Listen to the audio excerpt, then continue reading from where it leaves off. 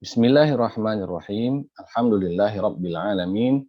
Wassalatu wassalamu ala asyrafil anbiya'i wal mursalin wa ala alihi wa sahbihi ajma'in. Amma ba'd. Alhamdulillah para hadirin pendengar yang dirahmati Allah Subhanahu wa taala. Kita bersyukur kepada Allah atas segala kenikmatan yang diberikan kepada kita, dan nikmat yang paling besar Allah berikan kepada kita adalah nikmat iman dan nikmat Islam. Kita beruntung sekali Allah Subhanahu wa taala menganugerahkan kepada kita, memberikan kita hidayah untuk menjadi orang-orang yang beriman, orang-orang yang berada di dalam syariat yang begitu sempurna. Allah Subhanahu wa taala telah menegaskan al-yauma akmaltu lakum dinakum. Pada hari ini telah aku sempurnakan agama untuk kalian. Agama apa? Innad dina indallahil Islam. Begitu luar biasanya Islam.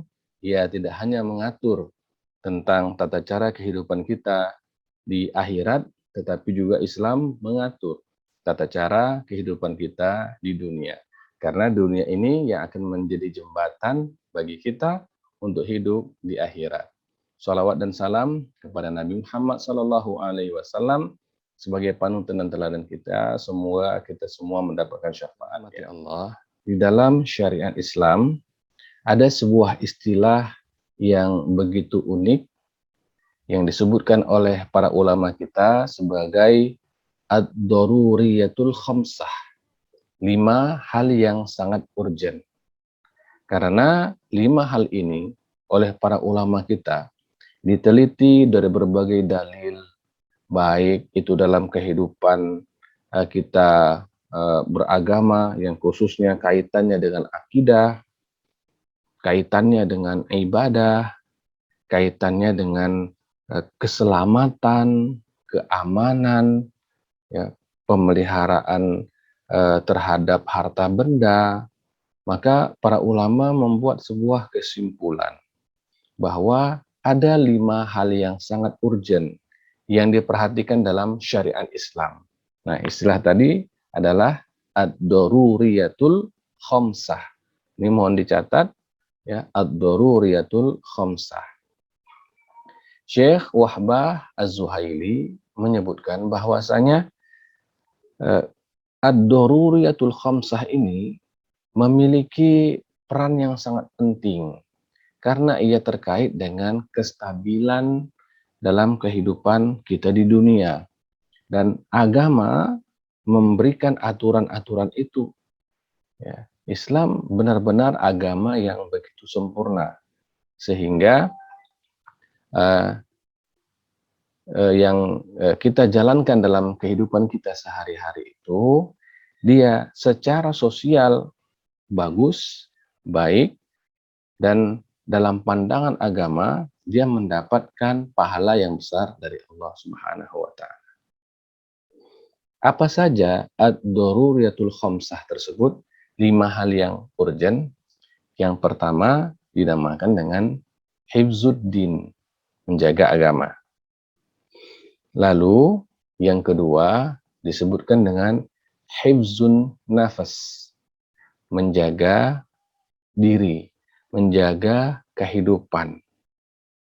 Lalu yang ketiga disebut dengan hifzul aql, menjaga akal. Yang keempat disebut dengan hifzun nasal, menjaga keturunan. Yang kelima adalah hifzul mal, menjaga harta benda. 5 hal ini sangat urgent untuk dilakukan, difahami bagi siapapun kita umat Islam. Dengan 5 hal yang urgent tersebut, meskipun kita bukanlah orang yang sangat paham dengan syariat, akan tetapi kita dapat menimbang apakah yang kita lakukan atau keputusan-keputusan yang kita buat sudah memenuhi 5 unsur tersebut. Unsur yang pertama, hifzuddin, menjaga agama. Tentu umat Islam harus menjaga agamanya dengan baik. Jangan sampai agama yang mulia ini dihina, direndahkan, ya, atau dikotori dengan sikap-sikap atau pemahaman-pemahaman yang menyimpang. Itulah sebabnya tidak boleh ada pembaruan-pembaruan, inovasi-inovasi, kreasi-kreasi dalam hal yang bersifat ibadah. Kita sholat 5 kali sehari. Ada subuh, ada zuhur, ada asar, ada maghrib, dan ada isya. Kita walaupun soleh, ya, sesoleh-soleh apapun kita tidak boleh untuk menambah sholat lagi. Oh, saya orang yang sangat soleh, saya mau tambah lagi sholat fardu saya. Nggak bisa. Tapi ada jalan, Allah berikan jalan keluar dengan sholat sunnah. Yang sudah ada, jangan diubah. Itu namanya menjaga agama. Sholat subuh 2 rakaat. Oh, Ustaz, saya orang yang sangat soleh. Saya maunya sholat subuh itu 4 rakaat. Nggak bisa. Kita menjaga agama. Menjaga hal-hal yang terkait dengan ibadah ini, jangan sampai ada kreasi-kreasi, ya, karena yang sifatnya ibadah itu berasal dari Allah dan Rasulnya dan tidak memiliki inovasi di sana. Itu hifzuddin, menjaga agama. Yang kedua adalah hifzun nafas, menjaga jiwa, menjaga diri kita.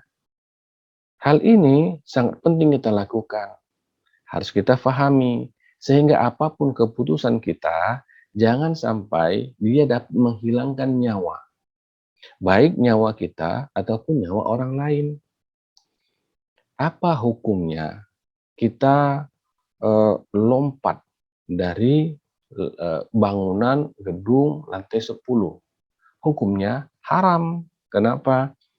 Secara adat orang yang lompat dari gedung lantai 10 ke bawah terjun bebas, mati. Ya. Begitu juga apa hukumnya mendorong orang, ya, yang berada di lantai 10 jatuh ke bawah. Hukumnya haram karena dia menghilangkan nyawa. Sedangkan agama ini hifzun nafas, menjaga diri, menjaga jiwa. Jangan sampai hilang nyawa seseorang. Lalu yang ketiga disebut dengan hifzul akal, menjaga akal. Dan itulah sebabnya agama kita melarang, mengharamkan, mengkonsumsi sesuatu yang dapat menghilangkan akal. Minum khamar, minum bir, minum minuman yang memabukkan, narkoba, ini dilarang dalam Islam, haram hukumnya. Karena ketika seseorang kehilangan akalnya, dia itu tidak ubahnya seperti hewan. Yang keempat, hifzun nasl, menjaga keturunan. Itulah sebabnya di dalam Islam sangat dilarang sesuatu yang dinamakan dengan perzinahan. Ya, karena perzinahan ini dapat menyebabkan seseorang memiliki keturunan dengan cara yang tidak sah, tidak legal. Keturunan adalah penerus generasi. Kalau ini kita sepelekan, maka generasi ke depan akan rusak. Ini disebut dengan hifzun nasl. Yang terakhir disebut sebagai hifzul mal, menjaga harta. Islam tidak membenarkan seseorang mengambil harta orang lain tanpa hak atau menyia-nyiakan harta. Itulah sebabnya orang yang mencuri itu diberikan hukuman yang cukup berat, dipotong tangannya, sehingga dia tidak lagi bisa untuk mengambil barang orang lain sembarangan. Islam sangat menjaga ini. Inilah yang disebut dengan ad-daruriyatul khamsah. 5 hal yang sangat urgent. Mudah-mudahan ini dapat bermanfaat dan istilah-istilah tersebut hendaknya kita hafal. Ad-daruriyatul khamsah, hifzuddin, hifzun nafas, hifzul aqal, hifzun nasl, dan hifzul mal. Terima kasih. Assalamualaikum warahmatullahi wabarakatuh.